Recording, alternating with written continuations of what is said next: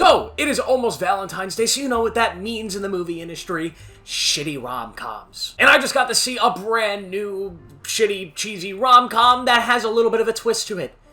It's also a Scream ripoff. Because yes, I just saw Heart Eyes, the brand new Scream, totally not Scream movie that takes the Scream concept of having a masked murderer in sort of a slasher comedy and throws it into a rom-com. Yes, this is a rom-com that has slasher elements. And it's a film I went into really not expecting much of anything. I really just wanted to see some good kills, some fun comedy, and yeah, maybe a surprising twist or two to really make it feel like a good Scream movie, which, come on, it is. And I got all those things. Yeah, I had a good time with this movie. So Hard Eyes stars Olivia Holt and Mason Gooding, who play these two people that end up having a rom-com story. You know how it is. They're both single, they meet each other, things happen. And while this is all happening, there is a serial killer that has come to town, a serial killer that has made his name known across the land for murdering on Valentine's Day. His name is Heart Eyes. He's this horrifying, masked killer that only kills on one specific holiday. Yeah, if you've seen Halloween, you get the premise. If you've seen Thanksgiving,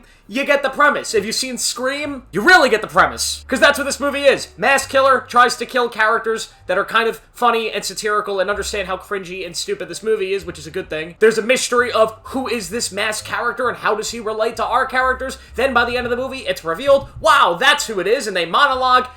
You know what this movie is. The one thing I will say about this movie is I did buy into the actual rom-com part of it. There is like a 30-minute sequence after the opening of this movie. Like, the opening of this movie is very much a slasher opening, right? You get exactly what you expect out of like an opening of a Scream film. It's brutal, it's graphic, I loved it. And then you get 35 straight minutes of this movie that are just nothing slasher at all. It's just straight up rom-com. And it actually worked really well. I was so into this. The dialogue's a little corny, but it knows it's corny. So when it's self-aware corniness, it actually kind of works. The characters are all having fun, they're all hot. Yeah, it actually worked for me. I was laughing, I was getting into the story of these characters. I forgot it was a slasher. I forgot this movie was going to end up being a slasher. So when that element comes back in, I was almost like, kind of wish this was just a rom-com. But the slasher elements do come back, and you get your typical suspenseful chase scenes and characters surviving just on the brink of death. They barely survive because of that beautiful plot armor. You get good mysteries. Oh, is that character the killer? Is that character the killer? You get some fun dialogue, some really funny moments, some good quips, just really entertaining, well-paced stuff that is never anything